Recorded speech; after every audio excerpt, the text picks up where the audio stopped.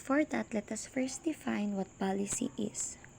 Policy is a set of ideas or a plan for action followed by a business, a government, a political party, or a group of people. Policy is a set of guidelines or rules that determine a course of action. The Information and Communications Technology and Security Policy is a formal statement of the rules and guidelines applied by the municipality which must be followed by the people who uses ICT facilities.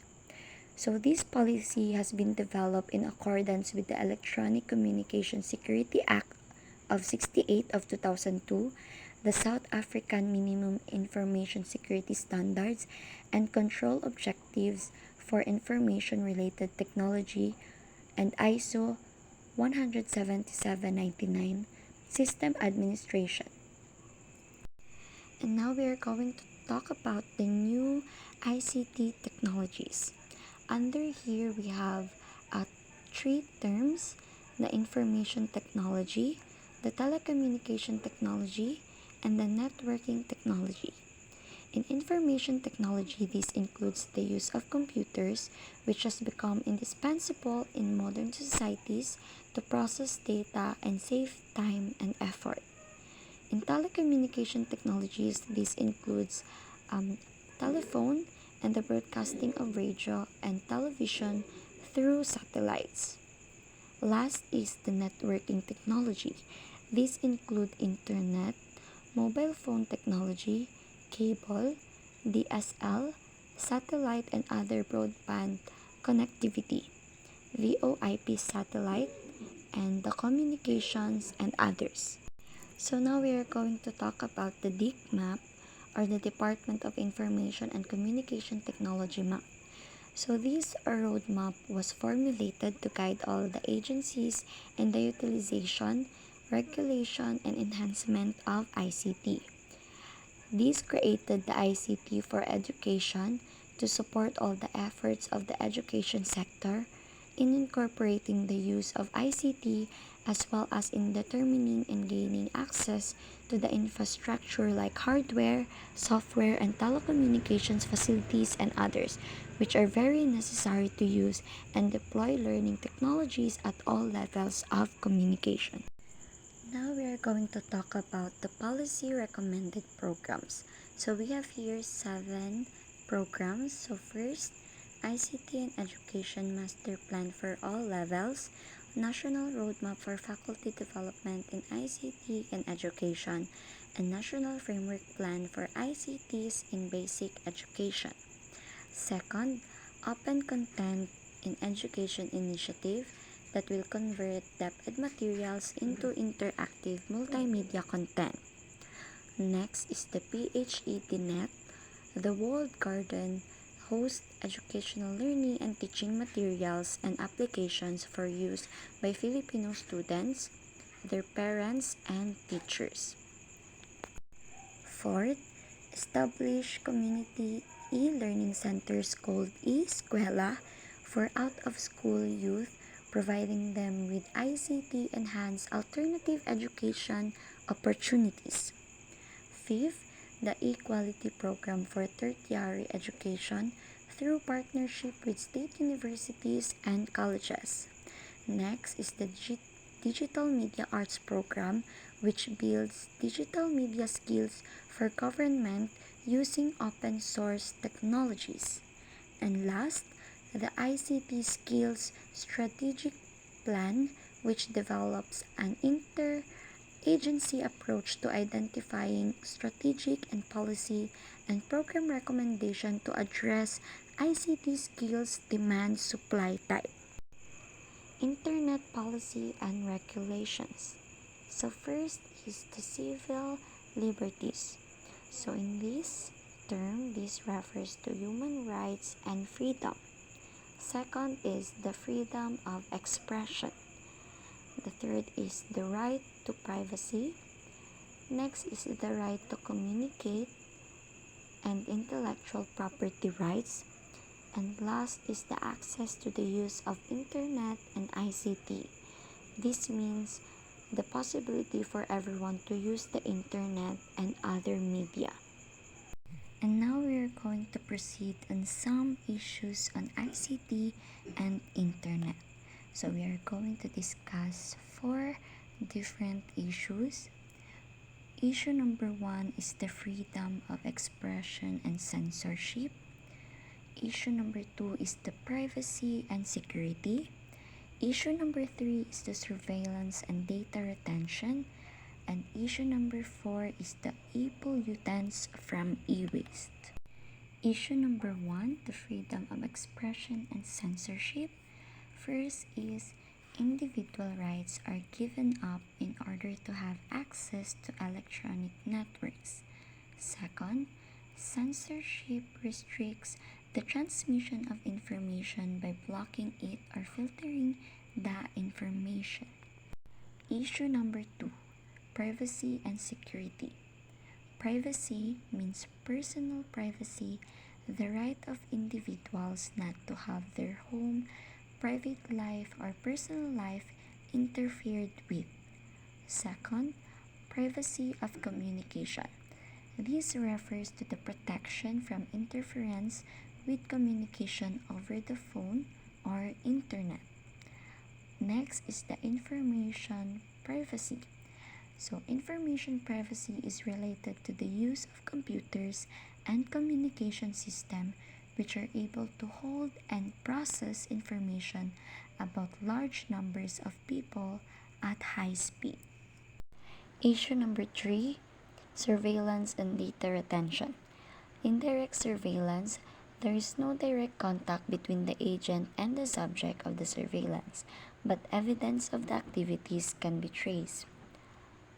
Next, data surveillance, new and powerful form of indirect surveillance, the use of personal information to monitor a person's activities. Next is the data retention, the storage and the use of information from communication systems. Issue number four, the e-pollutants from e-waste. So e-waste, this includes the terminal equipments used for computing, example the PCs and laptops. It also includes broadcasting, the television and radios, and telephony, fixed and mobile phones. And peripherals are the fax machines, printers, and scanners. Accumulated e-waste is due to rapid turnover of equipment due to rapid improvement of software.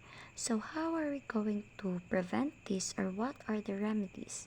First is the standardization and regulatory measures to increase the life of cycle of equipment before they become obsolete.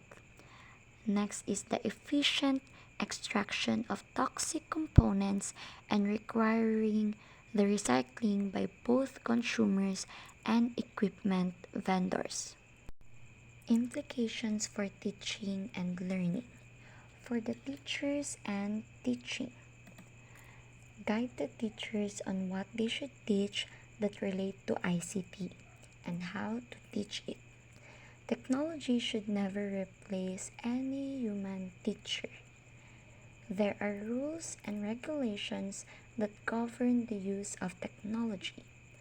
All the issues shall be part of teaching content. For the learners and learning, learners should not only know the benefits of technology use, but they should also know how they can be protected from the hazard that technology brings to their lives. Allow me to read this.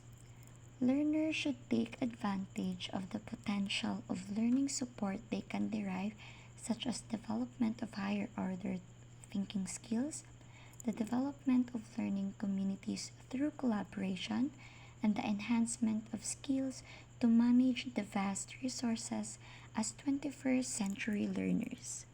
Now let's proceed to the safety issues on the use of ICT, including e-safety rules. And now we are going to talk about some risks in the use of ICT and e-networking. First is the exposure to inappropriate content. Inappropriate content includes information or images that upset your child. It can be materials that directed at adults and inaccurate information that might lead or tempt your child into unlawful or dangerous behavior. Next is the lifestyle websites like self-harms and suicide sites and hate sites. Age-adjusted suicide rates have steadily increased over the past decade. In the United States, with suicide being the second most common cause of death in youth. Hence, the increase in suicide rate parallels the simultaneous increase in social media use. Third is the cyberbullying. Cyberbullying in all forms, receiving sexually explicit images or messages. Cyberbullying can be particularly harmful as it is often very public. Usually, many people can see what is written or posted. Once something is published online, it is difficult, if not impossible, to remove all traces of it. This means that bullying can be ongoing. Fourth is the privacy issues, including disclosure of personal information.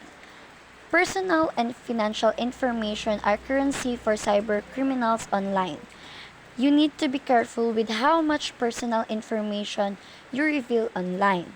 Sharing your address, phone number, birthday, and other personal information can mean you are at a greater risk of identity theft, stalking, and harassment. This includes information you post on social media. Fifth is the health and well-being. So digital life will continue to expand people's boundaries and opportunities in the coming decade, and that the world to come will produce more help than harm in people's lives. Sixth, prolonged exposure to online technologies at an early age. Many experts are actually for early exposure to computers. According to them, it will help the students to prepare for school.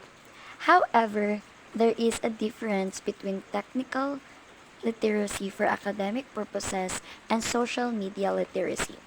7. Addiction to gambling and gaming. As computer and internet use became a staple of everyday life, the potential for overuse is introduced, which may lead to addiction. Research on internet addiction has shown that users can become addicted to it. Addiction to the internet shares some of the negative aspects of substance addiction and has been shown to lead to consequences such as failing school, family, and relationship problems. 8. Theft and fraud from activities such as phishing. Most social networks such as Instagram warn that scammers use these fake or compromised accounts to trick you into giving them money or personal information. Next is the viruses, trojans, spyware, and other malware. Viruses, worms, and trojans are defined by the way they spread. Other malicious programs take their names from what they do. Spyware, not surprisingly, refers to software that spies on your computer and steals your passwords or other personal information. Last is the social pressure to maintain online networks. For teens and young adults, social media plays a defining role in forming an identity. But the pressures of portraying the perfect life on social media can lead to depression and other serious mental health issues. Now, let's proceed to the minor misuse of ICT. First is the copying information into assignment and failing to acknowledge the source. Second, downloading materials not relevant to their studies. Third, misconduct associated with subject logins. Fourth is leaving a mobile phone turned on during a class period. Fifth is the unauthorized taking of pictures or images with mobile phone. Now let's talk about the e-safety. What is this e-safety? E-safety helps safeguard children and young people in the digital world. It emphasizes learning to understand the new technologies in a positive way. It also educates children about the risks as well as the benefits so that we can feel confident online. Also, it supports young learners and adults to develop safer online behaviors both in and out of school. Now let's move on to network management. But before that, let us first define what network management is. Network management refers to the processes, tools, and applications used to administer, operate, and maintain a network infrastructure. Now we are going to talk about the examples of network management or the simple things we can do to be more secure online. First is make clear that no one should log in as another user. Second, require all users to always log off when they have finished working. Third, maintain equipment to ensure health and safety. Fourth, provide students with access to content and resources through guided e-learning. Fifth, set up clear disaster recovery system in place for critical data that includes secure remote backup of critical data. Sixth, secure wireless network to appropriate standards suitable for educational use. Seventh, install all computer equipment professionally and meet health and safety standards.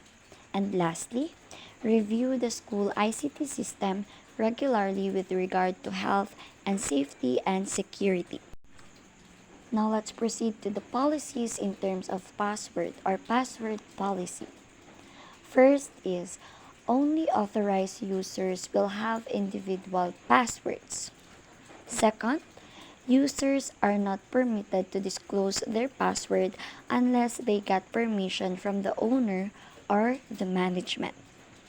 Last, equipment that keeps the personal information shall be locked when unattended to prevent unauthorized access. Now we have here policies in terms of personal mobile phones.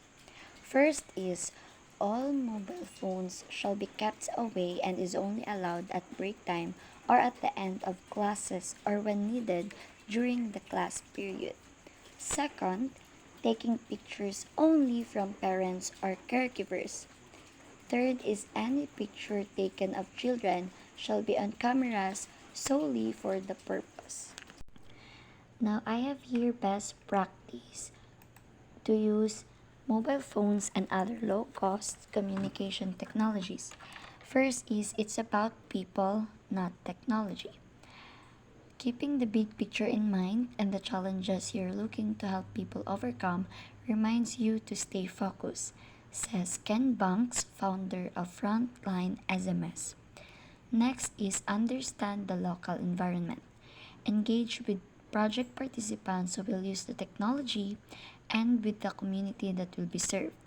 Learn their issues and their needs so that you can design a technology solution that fits, says Christine Peterson, a former CEO of Invenio. Next is use appropriate tools. It's critical to understand the environment you're designing for, a lesson. Next is use iterative project planning cycles. Our early prototypes often fail, but in a way, it allows us to iterate and refine our ideas based upon feedback from real users, says Sean Hewens, a philanthropic arm of the human-centered design firm IDEO organization. Last is built-in monitoring and evaluation from the start. Monitoring can help you establish a framework through which you ask, what is my program trying to achieve?